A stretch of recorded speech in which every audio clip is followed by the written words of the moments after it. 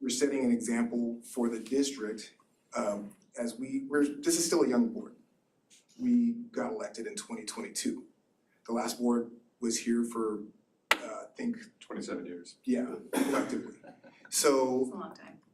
I I know, but think some of the things you're mentioning, those are the things that the county was already doing. That's what I mean, like, why would we want to, I mean, because the county trainings they're intermittent and they're piecemeal. did you go to them? I've gone to several of them. I've gone to most that have been offered. And there's times where I've been there and you guys haven't been there. There's times where you guys may have been there and I wasn't there. But this gives us the opportunity to all be together as we are learning these processes and learning what our specific style, not just the county style, but being able to put the Dry Creek School District spin on this training so that we are all on the same page. And that's really the idea. We got a new superintendent, relatively new board, and we got a very senior and established executive cabinet. And if we can all move forward with the direction together, why wouldn't we want to explore that? But just one thing I'd like to request as part of the governance training is to take a look at the board goals. Reassess our board goals, maybe stuff. That's well overdue to do, and that could be part of the thing also. It seems to me this is gonna take a couple of steps or a few steps, maybe to get more.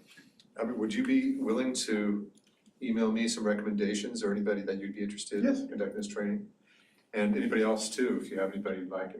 Let's put together some options and Yeah, I always think personal growth is a good thing, you know, and I've been through trainings a lot. Most of them I've probably regretted doing, but I'm willing to try again, you know, and especially if we're gonna look at the board goals. I'd really like to revisit the board goals and update them if necessary, you know. So do we need to reframe the motion tonight then? Can we get on the fly? I mean, we're asking the board president and the superintendent to explore options for professional development services for board. Yeah, you could either reframe the motion like you just stated, to give direction to explore. You can give direction, a majority of you, if you have the interest, that might be enough direction to go out and explore and bring back some ideas at a future meeting. You stand without a motion.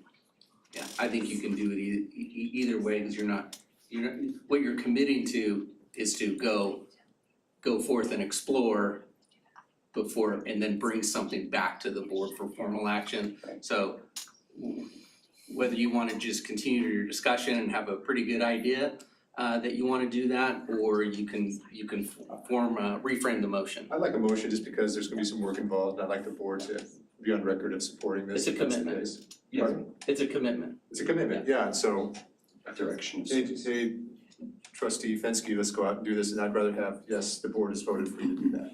And I think the way you just framed it, Ryan's appropriate.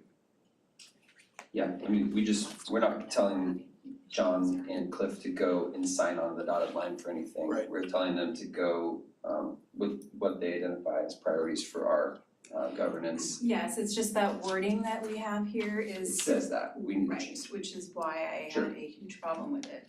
Okay, I don't know how to change this language on the fly, but I would just say, I would rather have Can it you say, Ryan, when you make a motion, can you include yes. looking at board goals also? Yeah, I make a motion to approve item 6.4. The Board of Trustees authorize the board president and the new superintendent to negotiate and explore options for professional development How about services. just explore, Just because now explore? you're Okay. negotiating and you're Okay, yes, stepping into to new explore territories.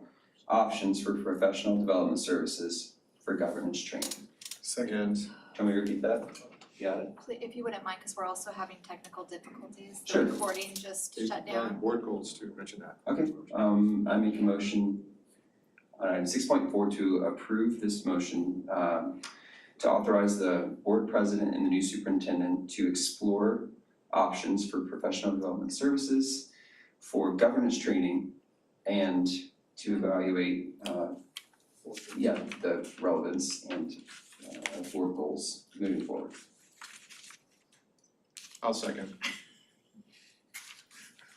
relevance and accuracy of board I was goals. gonna say updating, but I think updating the board goals, but Okay, updating the board that's goals. close enough. This, we I've have got lots of understanding, words, we I can look at keep board dishing goals, we them out. look at governing, we look at personal growth, getting along, working more effectively. I'll second, all in favor, say aye. Aye. Aye. Opposed? Okay, motion passes 5-0. Moving on to 6.5, wait, 6.5, single plan for student achievement in 2025-2026, that's Sarah Wagner. John, Oh, what? can we just take a brief recess? Just take a brief So recess we for can get this technical back issues. online, Yes. yeah. You want me to take a shot at that motion?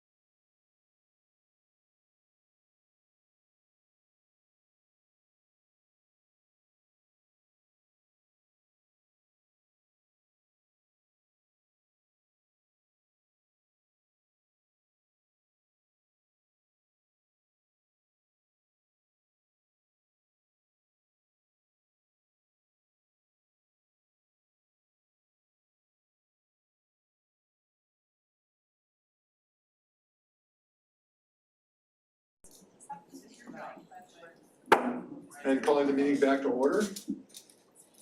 I think we were discussing item 6.4, and I would like to make a motion to approve that the Board of Trustees authorize the Board President and the new Superintendent to explore professional development services for governance training and simultaneously updating the board goals. I'll second. All in favor? Aye. Opposed? Motion passes 5-0. Moving on to item 6.5, a single plan for student achievement, 2025-2026. That's Sarah Wegman. I promise my motion is very simple. I'm bringing forward tonight, as we do every spring, the school plans for each school site. The principals have worked hard since January, working with their school site staff and site councils to align their school goals and budget in order to perform all of their activities and instructional practices and school climate practices on campus in the coming school year to start in August. So tonight, I'm bringing them forward on behalf of the administration and requesting board approval of all 9 SIPSAs. Any comments? We've done. Discussion? I just want to commend the principals and their staff and the community members for being a part of the school plans and the school site council. It takes a tremendous amount of work and the data analysis and student surveys and parent surveys and community surveys. And I know that these documents just don't sit on a shelf. They're referred to on a daily basis sometimes as to what the goals and strategic plan is for the school. So I know what they do and I know what it feels like, and I just want to commend them for the work that it takes, and I'm so happy to see them at a time when they say that it's going to make a difference in the kids. So thank you. I'd like to add, nothing but appreciation for our site administrators. Had one of my kiddos complete at the elementary school and move on to middle school, so wish me a lot of luck. She's a spicy one. So thank you in advance to the middle school site administrator and good luck to you. So, any other comments?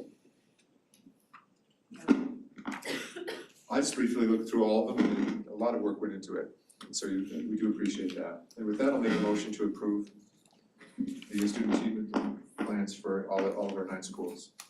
I'll second. Motion by John, second by Jean, all in favor? Aye. Opposed? Motion passes 5-0. Next, we have a public hearing on the local control and accountability plan, LCAP. So similar to the school plans, this is our district plan. Much of the same process happens with the LCAP. And tonight I'm bringing forward the LCAP for the LCAP public hearing in conjunction with Roger.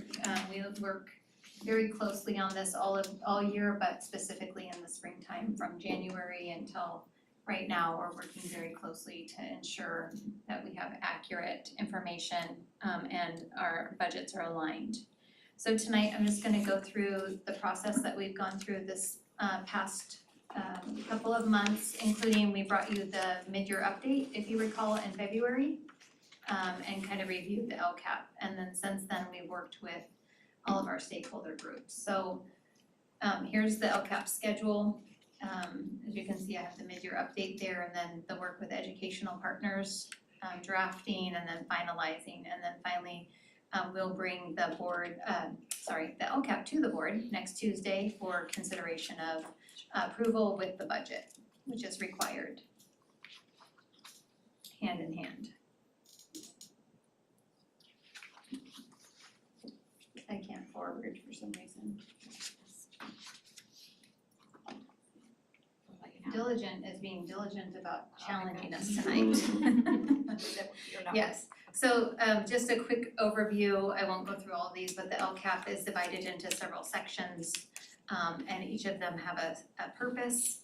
The plan summary, the purpose of that is to look over and analyze data and report on that, as well as what we did with our educational partners. The goals have the actions and services, and the budget aligned to that. And then the increase in improved services are descriptions of why those actions are taking place for unduplicated students or school-wide if that's the nature of that. And then many expenditure tables in the back that have all different versions of looking at the budget that's aligned to the actions and services. And then of course, we end with the LCAP instructions. And so I'm gonna hand it off to Roger as he is the money man, as you know.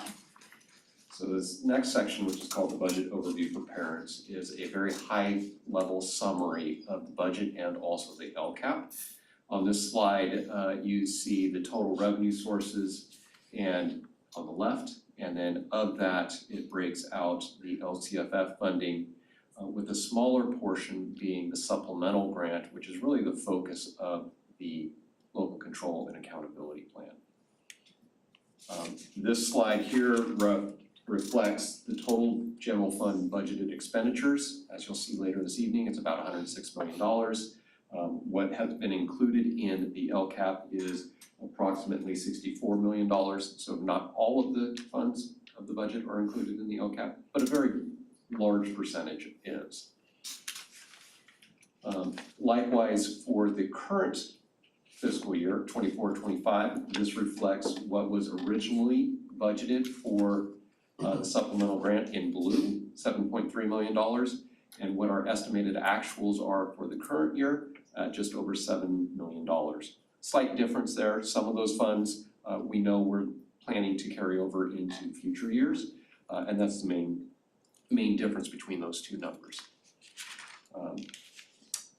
These are the LCAP goals that align back to the actions in the LCAP. We have 4 of them. I won't read them, but they talk about academics, they talk about safe and orderly schools, engagement, and then also ensuring that we are in compliance with program services and that our facilities are at high levels.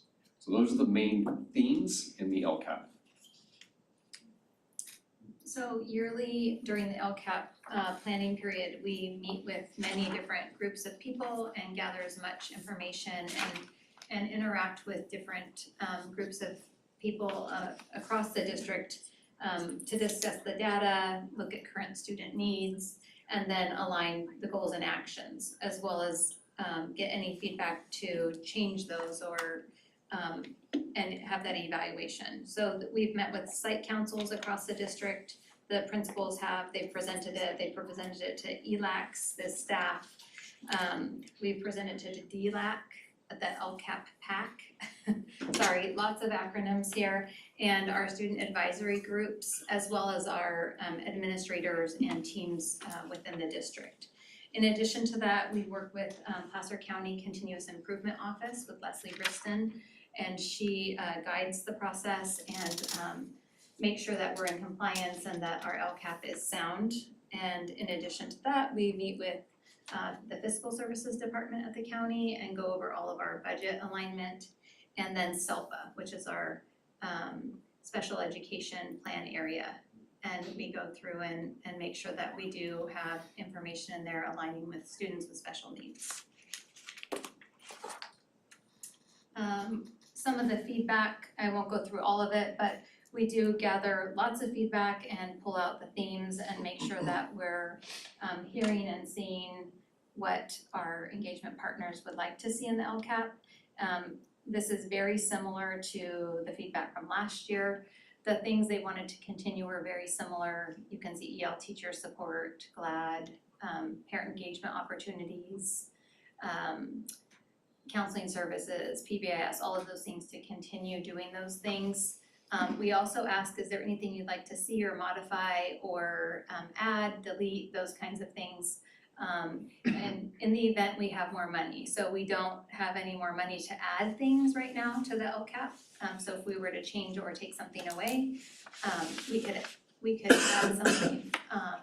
But you can see there that they just had some suggestions on modifying, but not eliminating. Changes that we did need to make to the LCAP this year were minimal. One of them was due to a technical error, so we just put the correct math baseline in there. We're not sure how, but the 22 scores for math were in there instead of the 23. So we just made sure that that was accurate.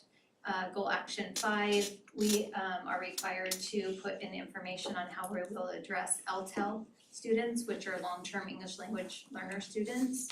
And so we added that to 1.5, which already addresses EL students. And then another requirement this year, which is new, was to add the Learning Recovery Emergency Block Grant funds that we got several years ago, so another acronym up there, LREGB. And we were required this year to note in the LCAP how those funds were supporting our students. And so we've done that in 1.5, 2.3, and 2.4 as they are supporting those already in place actions. In goal 2, the only change needed to be made was to increase the minimum score for the PBIS fidelity of implementation to 70 instead of 50. We understood that the minimum would be around 50, but in fact it should be higher, and that was changed to 70. And that's all noted in the LCAP. I have to note any of those changes in the goal area that those have happened. So at this time, President Fenske, we need to open for a public hearing for any public comment on the LCAP tonight. Public hearing is open for any comment on the LCAP. Any comments? None. Hearing no comments, the public hearing is closed.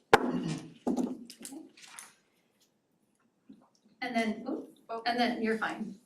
Next steps, I don't need to read this slide. Next steps for the LCAP will be Tuesday, and we'll bring the LCAP and the budget back together for consideration of approval. Okay, great, thanks, Sarah. And next up, we have a public hearing on the budget with Roger Beth. I have a quick question, John, can I ask a quick Yes. question about that? Yeah, sure. Oh, It's first time hearing about all these things, the seasonal nature of this. So great, seems like a lot of work again, so thank you. The budget excess, it's always great to be under budget instead of over budget, so that's great news. So you said about $300,000 will go into the funds for the upcoming school year. I just didn't know what happens to those extra funds. They're, some of them we know we're gonna carry over, and so they're budgeted already into next year. And any remaining funds will be budgeted when we close the books. So we get a chance to apply those towards our goals next year in the strategic areas. Correct, and some of them already have been. In the same areas that are already listed.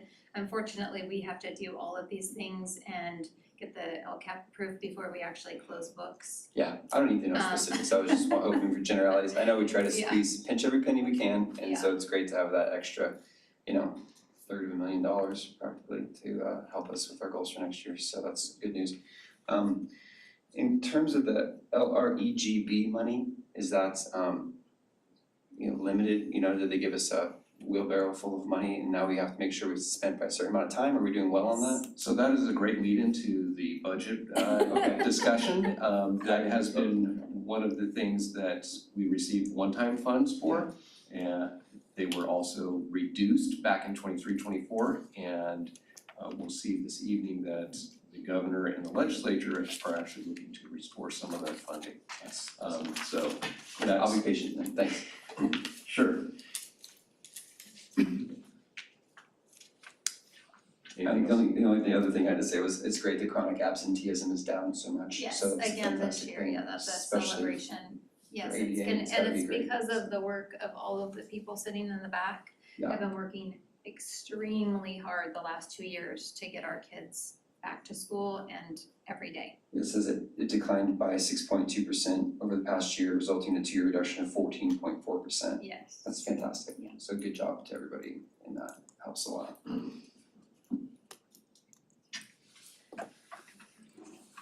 thanks, Ron. Any more comments, questions?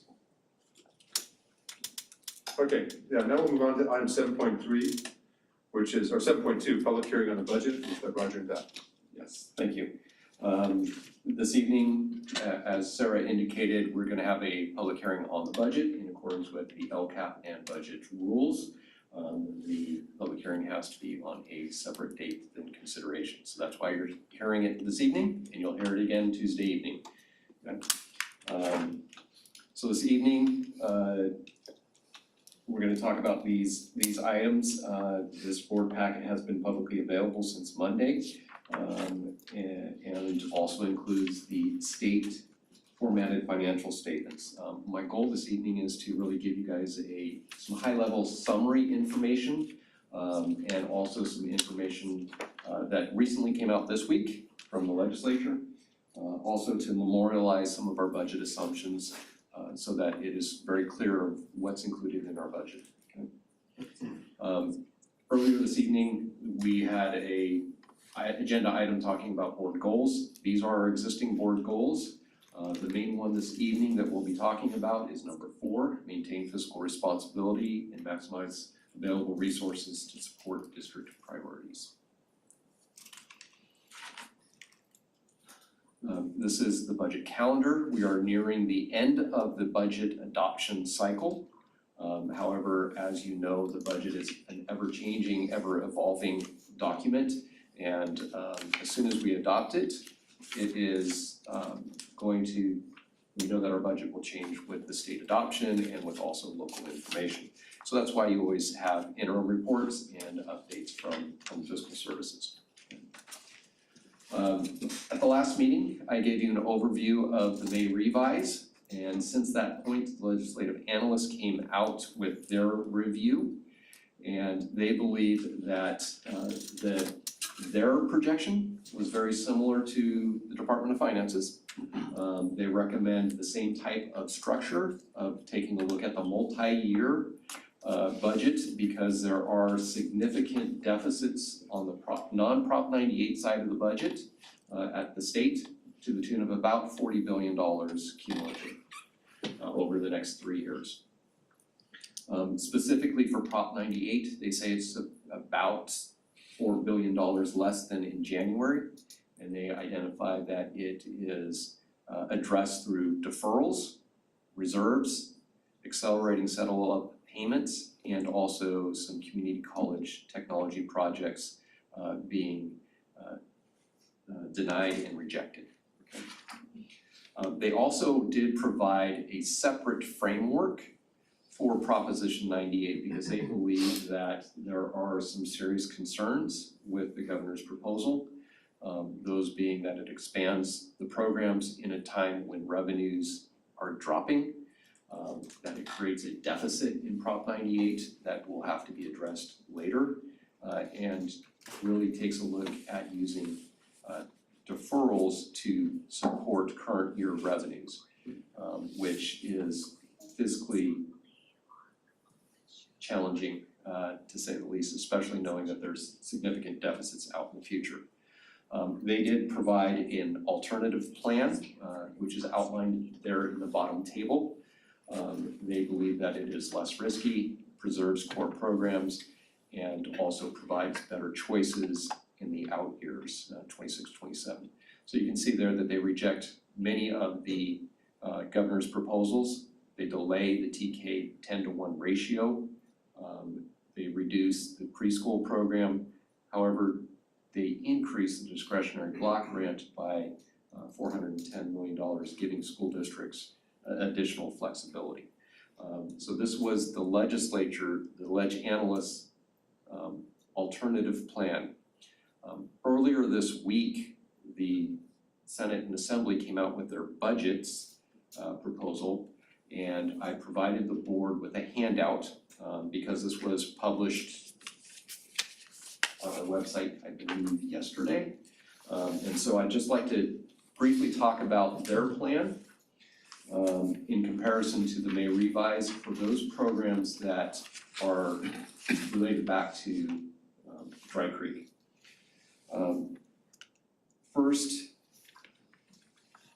there are 3 items of particular note that I want to bring attention to the board, and that is first is the under-appropriation of Prop 98 by $1.3 billion.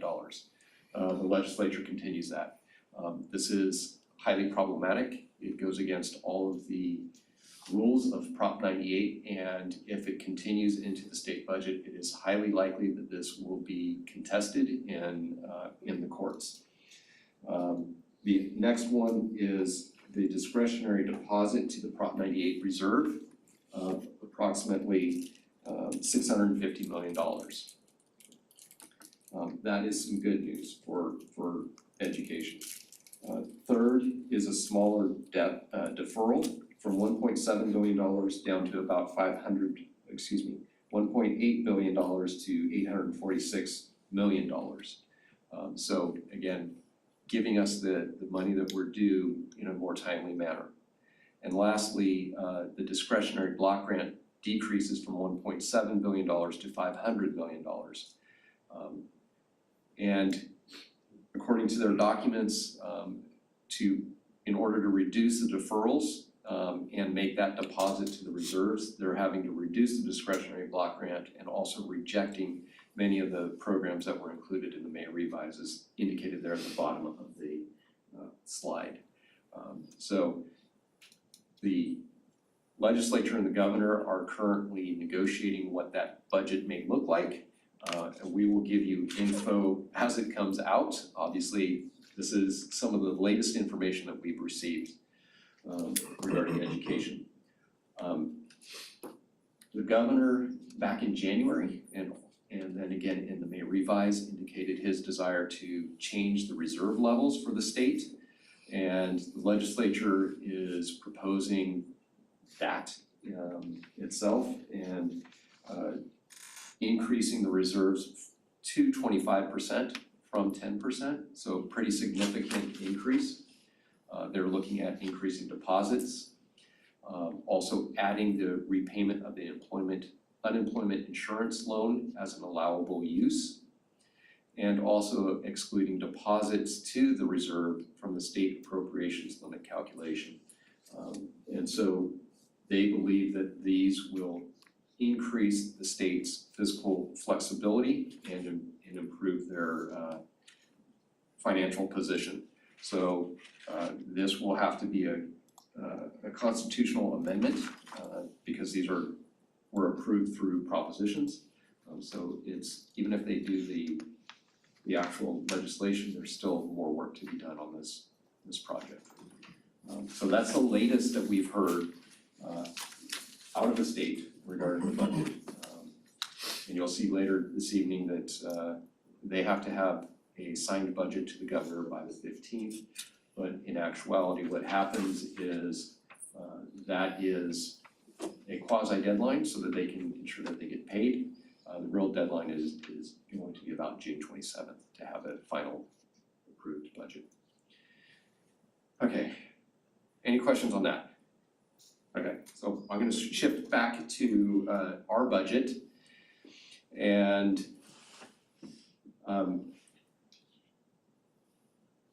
to build our budget, we always have to make assumptions, and the next series of slides are here to memorialize what those assumptions are, and we recognize that there's going to be a lot of changes, especially that there are a lot of uncertainty currently around state and federal revenues about the economy. And so that's why we ground our budget on assumptions. And this is some of those major assumptions. You've seen this chart before. However, there's a few that I want to call out in particular. The first of which is the education protection account. Annually, school districts must discuss in a public hearing how those funds are being used. And as consistent with all years prior of the district receiving EPA funds, they will be used 100% for teacher salaries and benefits. I also want to identify on this chart that you'll see instructional materials. We have two major upcoming adoptions that are significant that will be drawing down funds, math and English language arts. based off of the government, off of the president's skinny budget, he had proposed to eliminate Title II funding for English language learners and also immigrants. And we believe that that would take place in 26-27, so we have eliminated those from our budget. Again, this memorializes some of those major assumptions. On the left is our enrollment as of 6/4. I'm happy to report that as of yesterday, we have increased students and we're now approximately only 11 students below projection for next year. Our TK numbers are continuing to grow. We are now 63 students above projection. Kindergarten is 98 students below, and grades 1 through 8 are 23 students above. So again, we're improving. Our historical trend has been that we will continue to grow until the first couple of weeks, and then we'll drop about 1% with no-shows. So we want to be above our projections when school starts by about 1%. Hey Roger, can I ask a quick question about that graph? So it shows the 24-25 actuals as being closer to 6,700, yet there's a drop from 300 to go to next year? Correct. Okay, explain that to me. Why is there a difference in those two? So if you remember back to, all the way back in December, we talked about our enrollment staffing projections and how we have a very large outgoing 8th grade class and a smaller incoming kindergarten class. That's a big change, yeah. It's a big change, Okay. right? And so that is the driving force of why we're seeing declining enrollment in our district is demographics and birth rates. Okay, thank you. Yeah. Thanks. Back on one of the assumption pages, you saw the employer rates for our retirement systems, and this shows over time what those rates have done. In green is CalPERS, and in blue is CalSTRS for our certificated staff. And you can see how they've more than doubled since 07-08. They've been relatively stable the last few years, but again, it's a huge increase in expenses for school districts. This slide reflects the one-time funds that we have received and how we've used them, how we've been able to maximize the impact for positions and also program. Earlier this evening, we talked about the Learning Recovery Emergency Block Grant. That is one of these. And you can see there that the spending deadline currently is 6/30/2028. And so those funds are currently being used to support many of the positions that were put in place and that at some point will be sunsetting. The Learning Recovery Emergency Block Grant specifically has been included in the May revise and also the legislature's proposal. And again, it's to restore reductions from 23-24 with the intent of fully restoring it over 3 years. Our concern at this point is that there has not been any extension of the spending deadline. So that's hopefully something that the state will take a look at. The other one is the discretionary block grant, was included in both the January proposal and May revise, one-time funds. Both of these programs at this point we have not included in our budget because we are being cautious. And if they are in the final budget, we'll bring that back to you and let you know what those values are. As mentioned, we have used some of the one-time funds for positions, and this slide, which you've seen many, many times, is the sunsetting of positions, what positions they are and when we anticipate those sunsetting and how they're currently being funded. The yellow indicates the time in which they are sunsetting. These positions and the sunsetting have been included in our multi-year projections. So when we take all of that information together, we have to come up with some projections, which have, again, been included in the agenda item in the full financial projections. The next series of slides are a summary of those. First on the left is the revenue and sources, about $102 million. On the expenditure side is about $106 million. Again, planned drawdowns for instructional materials, for ELOP, for the supplemental grant, the carryover of funds. So those are why there's a difference there. When we look at the multi-year projection, you can again see the planned drawdowns of our ending fund balance. We are able to meet all of our internal and external reserve levels. And I must emphasize again that these are projections. They will change as we get more information from the states, from the feds, from our own local placements of employees based off of enrollments, based off of ADA, many different factors. But these are what we believe if we were to build a budget based off of the information we have today, this is what it would look like. In our general fund, we also have committed dollars, and these are commitments of dollars for specific known items, and these have been aligned back to our board goals. We are referencing these because they are important. They provide us with the necessary funds for known expenses that are going to happen in the future.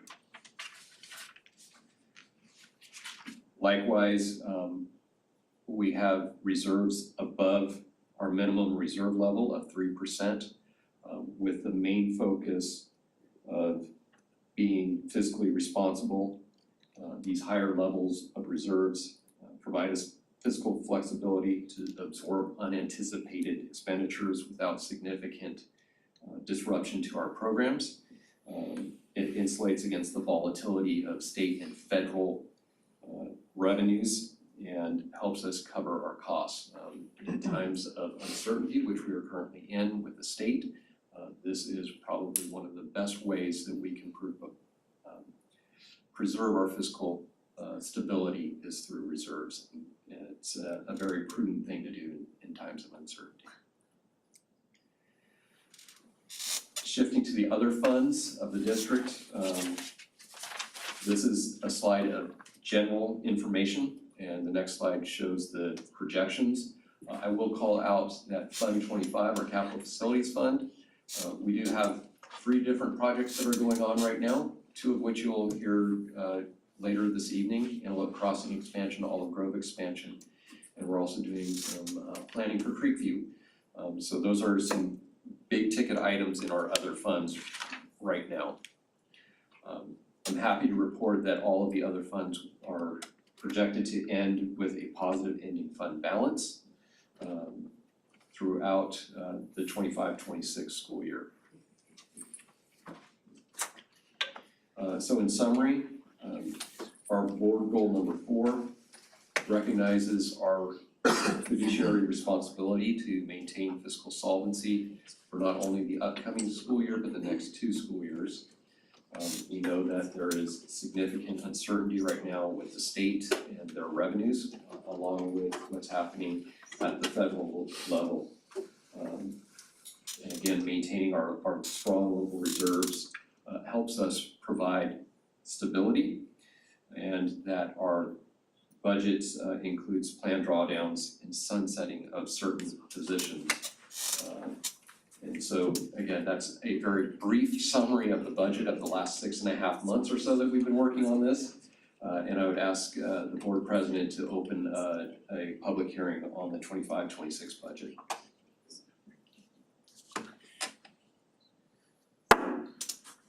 Opening a public hearing on the 25-26 budget. Any comments? We have none. The public hearing is closed.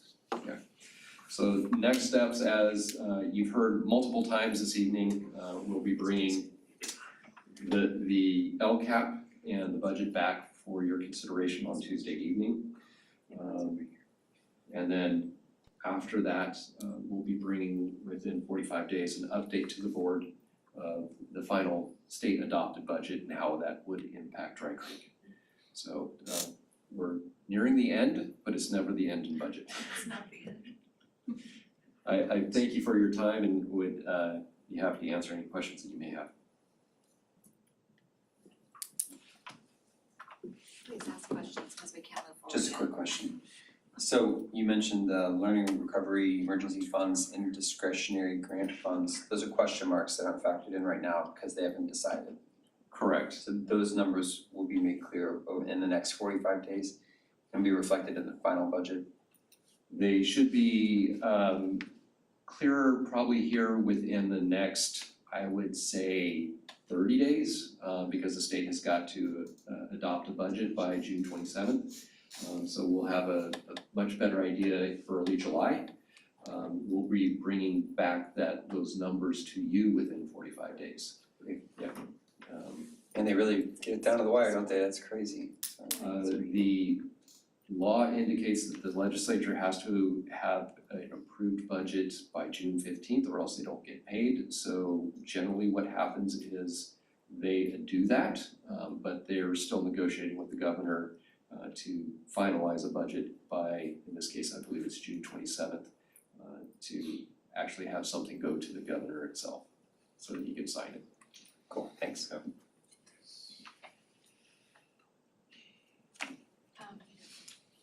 Any other comments, questions? Okay, let's move on to 7.3, it's information item, facilities and construction updates. Sean Schuldemeyer. Hi, Sean. Hi, good evening. Thank you.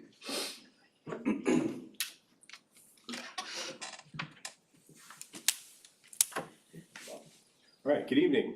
Tonight I'd like to give you a brief update on the larger construction projects that we're doing currently. And Jim will then chime in on some other smaller projects that we're doing and then go through a Creek View Ranch expansion. So we've got a little slide presentation for you. I don't think his mic is gonna be coming up. Is it off? You should have a green. Nope. It might not be on the bottom. Push that. Yep. There you go. All right. So we did hit a huge milestone at Antelope Crossing. We were able to get started about 6 weeks before school got out. So the buildings have been built, the foundations have been poured, the existing buildings have been relocated onto their new foundations, and the new buildings have been placed on their new foundations as well. So that all happened just a few weeks ago, so we're in a great place to get these classrooms open for the beginning of school. So very good news there. And we do have a small slideshow, but if we don't go, I can kind of talk through the project. What do you just? So I'll talk through the project. Yeah, and Sean, a copy of the presentation is in the packet as well. Oh, good, all right. So you can see it. Okay, good news, good news. All right, so we're gonna go through here. So the first page is the map of the northwest corner of Antelope Crossing. On the north, you'll see 2 new 30 by 32 classrooms. To the south, 2 new 30 by 32 classrooms.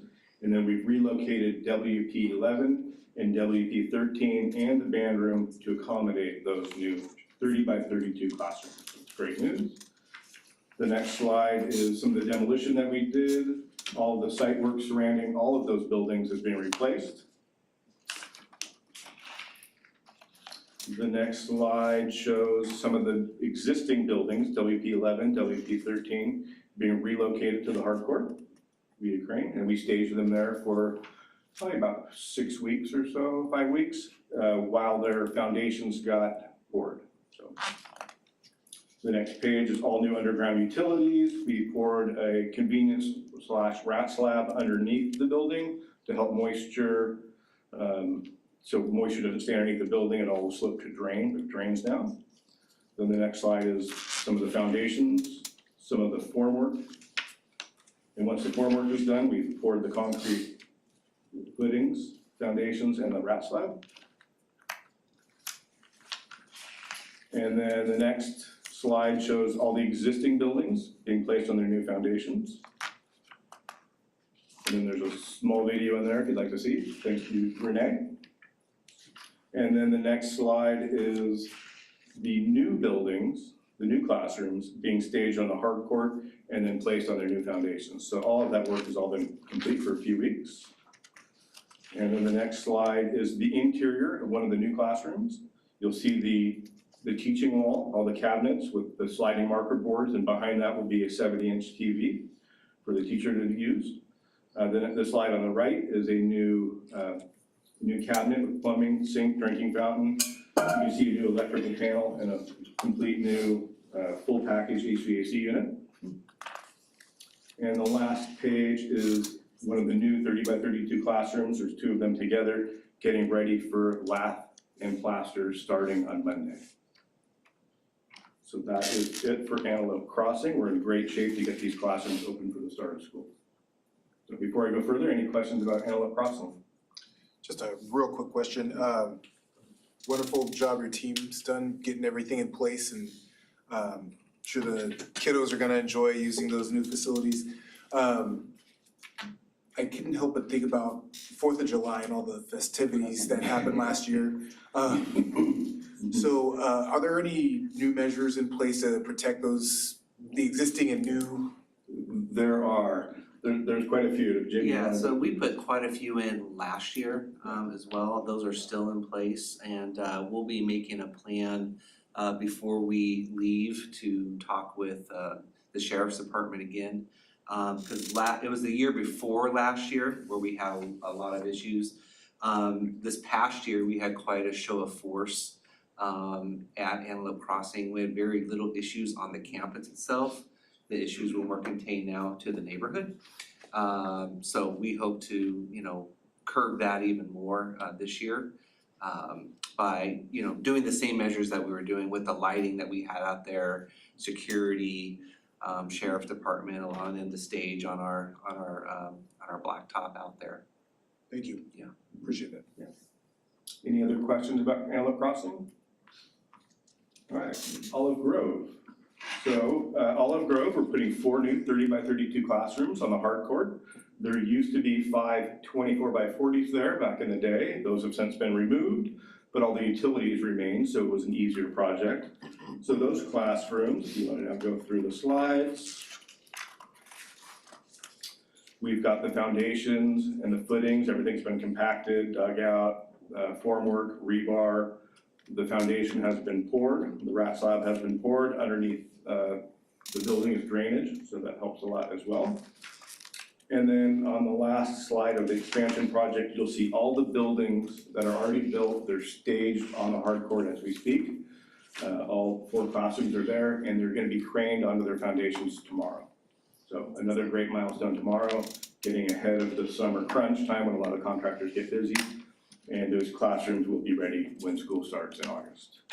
So another thing we did at Olive Grove is we painted the entire school. We're probably 95% complete. We were able to get a jump start on that project, which probably saved the district $25,000 to $35,000 doing it after hours and on the weekends. So that saved us a lot of money, and the school looks great. So besides Olive Grove paint, I just want to go briefly over everything we've done at a lot of our schools, but specifically Olive Grove in the last few years. Besides the 4 new classrooms, the complete exterior paint, this summer we're putting a new clock bell intercom system in. Previously, we've redone all of the rooftop HVAC units. We've replaced all the single ply roofing. We've replaced all of the carpet in the entire school. We've got 2 new playgrounds for the upper grade and the kindergarten. We've done strategic fencing and gates at Olive Grove. In the technology department, thanks to Brian and his crew, they've done a whole fiber backbone, new switches, 70-inch TVs throughout campus, and all new 2-way radios for staff. And when we're all done with these projects, we're gonna seal and stripe the hard court and the parking lot. So, lots of work on Olive Grove. Exciting. And we've done a lot of these things at our other campuses as well. I just wanted to highlight this particular school, so. All right. And then Jim's got a few things if he wants to. Yeah, and the great thing about the Olive Grove edition is we're actually, we need that classroom. As the board knows, we rezoned to move students off of Creekview. That's resulting in us needing another classroom at Olive Grove to accommodate. So perfect timing on all of these projects. The next slide, just briefly, just want to update the board on our from our safety plan and our facility master plan. Of course, the board knows that part of that plan was looking at enhancing strategic fencing and gates. This slide shows what we've accomplished at Antelope Meadows. This is the whole kindergarten area and a cutoff of an entrance into the campus from the kindergarten area. On the next slide, again at Antelope Meadows, on the left, that is fencing and gates that cuts off access to the school from the parking lot. And then again, from the backside of kindergarten, that was open previously. We also, on the next slide, moved into Quail Glen and did some strategic fencing there. As you can see on this slide, this cuts off an entrance from the park to the school that was previously wide open. Forces people to directly go around to the front of the school instead of walking through the back. And then on the next slide, also at Quail Glen, we have fenced across from the admin wing to the PCOE building, which is on the west side of campus. And then the picture on the right is the opposite side of the PCOE building, which was also wide open to campus there for people to just walk right through. Again, what we're trying to do is funnel people where we have the most eyes on campus to the front of the school. We will be looking at moving into Silverado and Coyote Ridge as our next schools that we're gonna look at, walking for strategic fencing. As Sean mentioned on the next slide here, we are upgrading the clock bell pager systems, not only at Olive Grove, but also at Coyote Ridge and Barrett Ranch. Meaning that all of our schools will be on web-based systems, which is great. The old systems were antiquated, and only if you had some sort of advanced degree in how to program it, you knew how to change the bells. So this is web-based, easy to use, and more reliable, and also contains a automatic lockdown feature with a button that you hit, and it will have a pre-recorded message that something bad's going on at the school. So no one has to get on the PA and announce it. You can just hit the button and it'll tell you if something bad is going on and to take measures. And then finally, the last slide, I wish I could have it on the screen for you. That is the preliminary layout of the Creekview Ranch School expansion. Of course, we know about the growth that we're expecting here in the Placer County area with about 250 students projected from all of the homes based on our generation rates outlined in the facility master plan. We had a kickoff meeting with Nocton Lewis Architects on May 9th, and this is just a preliminary schematic which shows looking at additional 10 classrooms, a queuing area, a parking area, and this is made because of that mitigation agreement with the ranch developers with the 2+ acres that was donated.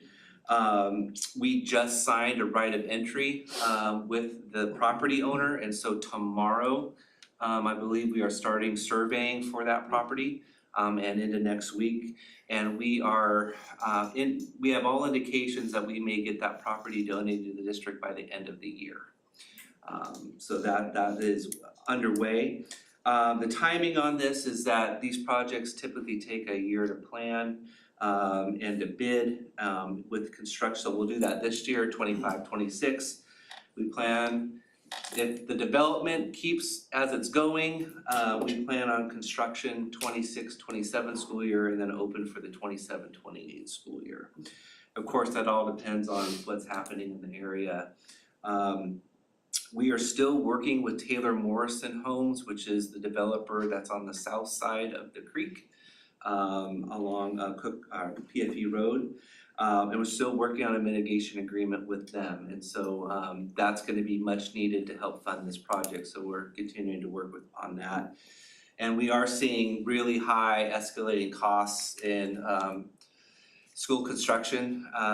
Looking at, around $1,000 to $1,200 per square foot for all-in build. So it's very expensive. This project at Creekview will be north of $10 million when it's all said and done. So that's our update. We're happy to answer any questions, but we thought we were not gonna get to the board until most of these projects were done, except for Creekview, so we wanted to give you an update as to where we were. Yeah, so Jim, have you, regarding strategic fencing, have Yes. you looked at or thought about Heritage Oak School? Yeah, Heritage Oak we've already completed over there. So we have fencing at Heritage Oak that's all along the backside of the campus that cuts off from the park entrance all onto the campus. Okay. And Along Junction Boulevard too, is it? it's not along Junction Boulevard, it's just Okay. on the, I wish I could pull it up, but Oh, it's okay, on the backside of campus, right, there's fencing that runs the whole length of the school except for the blacktop area. The blacktop area is where we have people out all day long. We have geofencing with cameras out there as well. So again, it's to keep people, it's to have people who are gonna enter campus the right way. They just can't come in through the back. So we have fenced that, we fenced in all the kindergarten areas there. I would say Heritage Oak is probably 80% fenced in. okay, well, thank you, I was just curious. Yeah. And how's the ranch development coming along, is that still on schedule, as far as you know? As far as we know, it's still on schedule. Okay. Yeah, sorry. Any more questions any questions for Sean? Okay, that's an information, thanks a lot, Sean, Thank you. Appreciate it.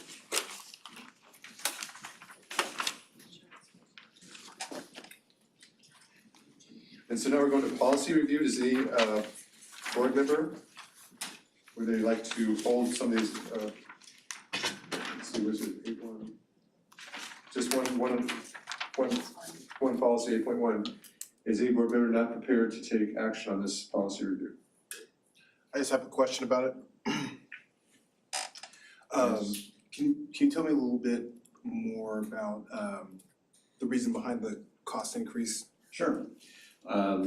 The federal government changed their regulations of what is considered a capital asset. They changed their minimum from 5,000 to 10,000, and so we are following in suit the federal and the state guidelines for capitalization of equipment and projects. It aligns with both the CDE and also the federal government's requirements. Thank you. That is all. Okay, any more discussion on that? Hearing none? Make a motion to approve policy number 8.1. Second. Motion by John, second by Jason, all in favor? Aye. Aye. Opposed, motion passes 5-0. Thank you. And now we're going on to comments from Sarah and Jim and Roger. I just wanted to thank all of our staff here at the district office, the DSS, and all of the school sites for their hard work this year. May seemed like a long haul and we all made it through May. And so I appreciate everyone, especially those sitting in the back that make our schools run, and we appreciate all of your efforts. Jim? Yeah, thank you. Just wanna extend a welcome to Cliff DeGraw. I've actually known Cliff for about the last 4 years, because we run in the same human resource circles in the county. So I've had the chance to spend several meetings with him and time with him at conferences and group dinners and whatnot. So just a welcome to Cliff. And just a thank you to the board for extending both of our contracts tonight. We appreciate the vote of confidence that the board has in us. So thank you. Roger? I, like Sarah, would like to thank some folks in the back end of the room this evening for their dedication. And I would also like to specifically call out the Fiscal Services Department, being Beth Parrish, Lisa Marcus, Monica Sarah Coven, Danny Hayes, and Sarah, to help us through all of this budget process as we're coming to a close for this system. They are truly a wonderful team, and it's been a pleasure serving with them for these years, and just appreciate them to the degree that no one will know. They are the backbone that keep things running, and so my gratitude goes out to them. So thank you.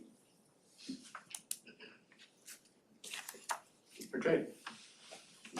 Tracy, G? I would also just like to thank all of the staff for a great year. I know it's very rewarding, but it's also very tough. So I'm excited for all of you to have a little bit of time off to recharge and come back for the next school year. I'm also excited about our new superintendent, and I wanted to thank all of the people involved. I know John spent a lot of extra time in meetings. I know Stephanie was there as well, but there were a lot of staff members and stakeholders and the advisory committee, everybody who came together and put in so much time and effort to find the best superintendent for our district. And I'm really excited to have the opportunity to work with him. So thank you. Great. Jason? Yeah, I'd love to echo that. Welcome to Cliff. Looking forward to working with him. Very intelligent, very capable, very amiable. And my hope for our site administrators or teachers is that he will serve you well as your leader, and he will continue to reflect the values that you guys have done such a marvelous job reflecting in this district. Not trying to steal anyone's thunder, but I enjoyed that presentation, Roger, very thoroughly. I've always feel a sense of confidence and security hearing you talk about the budget. I know we're gonna keep people coming to work, we're gonna keep functions functioning, and look forward to receiving your support in your new role and capacity. So thank you for all that. Yeah, just want to echo again, unplug hard, everybody in the back of the room, and enjoy yourselves. We're gonna have a very exciting school year ahead, and we feel very confident that the new man at the helm is gonna continue on. Brad has done such a fantastic job, and we know that Cliff is going to pick up where Brad left off. And as we were interviewing the candidates, he had so many fresh ideas, different perspective. Yeah, it's gonna be great. I've relied heavily on Brad as a new board member, and appreciate his insight. And I know that with the team we have staying and the new team we're bringing on board, it's just gonna add more creativity and agility to our district, which I think will be a great asset for everybody. One of the things that was mentioned in Cliff's reference letters was he's the calm in every storm, which is a great thing to have as a senior leader in an organization. And so I think that's gonna serve us well. So yeah, I'm excited. Thank you, Sean, and your team for how much you guys have gotten done already to get our campuses expanded and shined up and ready for the students to come and have the best experiences possible. And we look forward to ending this year well next week and picking up again with a whole new batch of kindergartners and TK students and seeing where things go. So just thank you, everybody, for your hard work. It's a pleasure to be a part of this organization. Well, I'm gonna be gone Tuesday, so this is my last meeting with Brad Tooker as the superintendent. And I met him 2.5 years ago. And I remember that one of the first things he told me was what he really valued was relationships and the importance of relationships in life. And I'm in my 60s now, I know I look younger, but the thing is you look, all through your life you meet people which help you grow and become better people. And Brad is one of those people. He he is so good with people, he has a calmness about him, and I've learned to really trust him, and he's just an exceptional superintendent. I wish him the best of luck, and you'll never walk alone, as the song goes. And I wanna just thank him for all I've learned from him, how he's helped me grow to become a better person, and for me to help you actually appreciate the importance of relationships in life. And this isn't goodbye, I'm sure we'll see each other again, but thank you for everything.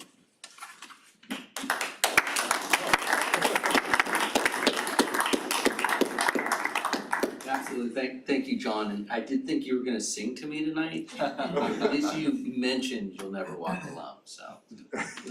Liverpool reference. The Elvis version is great, just, Yes. you gotta listen to the Yes, Elvis that's right. version. Yeah. That's right, maybe the next meeting, that'll just be the walk-off song, Okay, right, instead of the yeah. walk-up song. Yeah. Yeah, we'll do that. No, again, congratulations to Cliff and his appointment. I mean, we have such a great team across our district that you can just see day in and day out at all different levels, including the team in the back that we've acknowledged several times. They're chomping at the bit, much deserved break, working so hard to finish off the year on a positive note at the same time that they're gearing up for next year. So enjoy, unplug, and thank you. And then there's so much you can see in Sean's presentation, the wheels and the work just keep churning throughout the summer, and we've got a ton of staff working throughout the summer to get schools ready for the fall. So thank you to all of those folks as well. Last week we had promotion, which is great. I know many of you were able to attend, but always a great reminder of just a culminating activity for the students who attend our district as they springboard into high school and that strong foundation that we lay for them here in Dry Creek.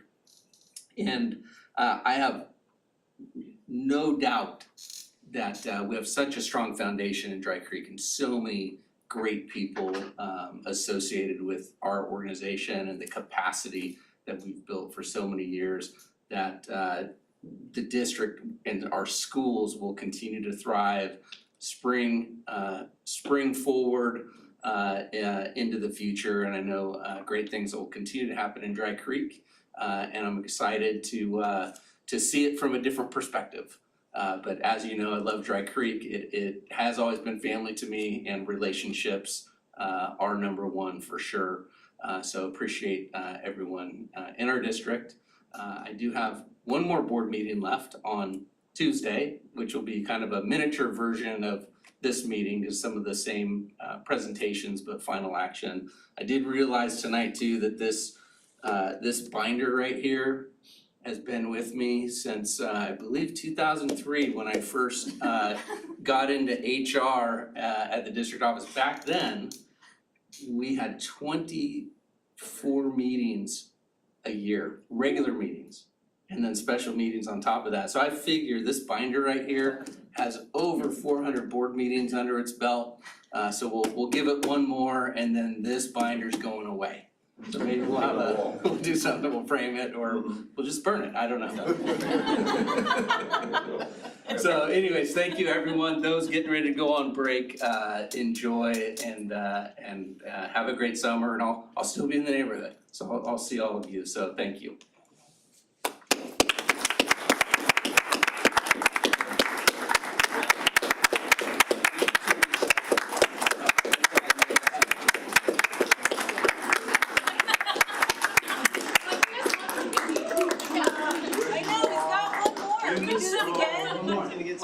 One more, yeah.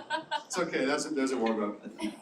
And that's it for tonight, and Brad will be back next Tuesday, where he promised to Another sing. standing ovation Tuesday night, yeah. You'll get another standing Less ovation, people though. and we'll hopefully sing a song. I'll be watching from Italy. Alright. So, and that's the end of the meeting. The next meeting's next Tuesday. Meeting adjourned. I'm not singing. John maybe will record something for us and we can play it.